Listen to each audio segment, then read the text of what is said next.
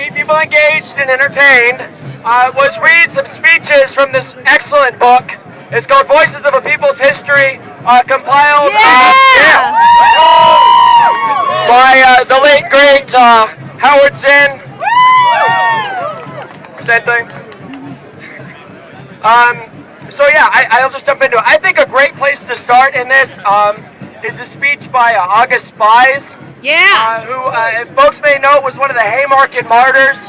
Haymarket happened here in Chicago. I think this introduction will go into it a little bit. But I also want to encourage, like anyone else who would like to do a reading from this, please step up. There's great things from Eugene Debs, the American Socialist organizer, MLK, Malcolm X, really like a whole litany of people who participated in struggles through the course of the history of the United States.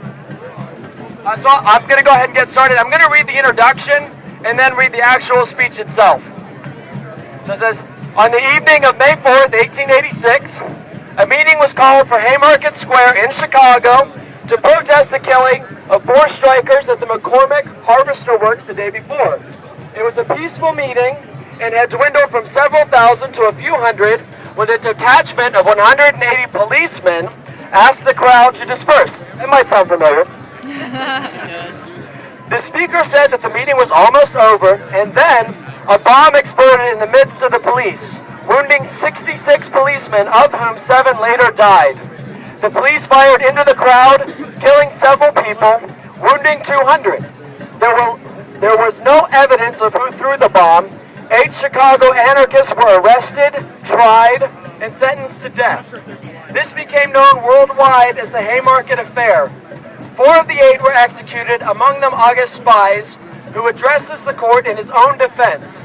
Just before his execution, Spies said, "There will be a time when our silence will be more powerful than the voices you strangle today." And here's the speech he read to the court. Your Honor, in addressing the court, I speak as the representative of one class to the representative of another. I will begin with the words uttered 500 years ago on a similar occasion by the Venetian Doge Fahari, who addressing the court said, "My defense is your accusation. The causes of my alleged crime are your histories. I have been indicted on the charge of murder, and as accomplice or accessory. Upon this indictment, I have been convicted. There is no evidence produced by the state to show or even to indicate that I had any knowledge of the man who threw the bomb or that I myself had anything to do with the throwing of the missile, unless, of course, you weigh the testimony for the accomplices of the state's attorneys, the testimony of Thompson and Gilmer, by the price they were paid to give it." That's right. There was no evidence to show that I was legally responsible for the deed, and my conviction and the execution of the sentence is nothing less than willful, malicious, and deliberate murder, as foul a murder as may be found in the annals of religious, political, or other sort of persecution. There have been many judicial murders committed where the representatives of the state were acting in good faith, believing their victims to be guilty of the charge they were accused of. In this case, the representatives of the state cannot shield themselves with similar excuses, for they themselves have fabricated most of the testimony which was used as a pretense to convict us by a jury picked out to convict. Before this court and before the public, which is supposed to be the state, I charge the state's attorney with the heinous conspiracy to commit murder. In the opinion of the court given this morning is in good law, there is no person in this country who could not lawfully be hanged.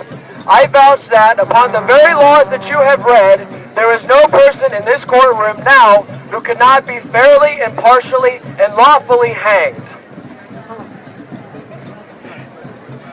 Upon the law that every person in this country can be indicted for conspiracy, and, as the case may be for murder, every member of a trade union, the Knights of Labor, or any other organization can themselves be convicted for conspiracy in cases of violence for which they may not have been responsible for at all, as we have been.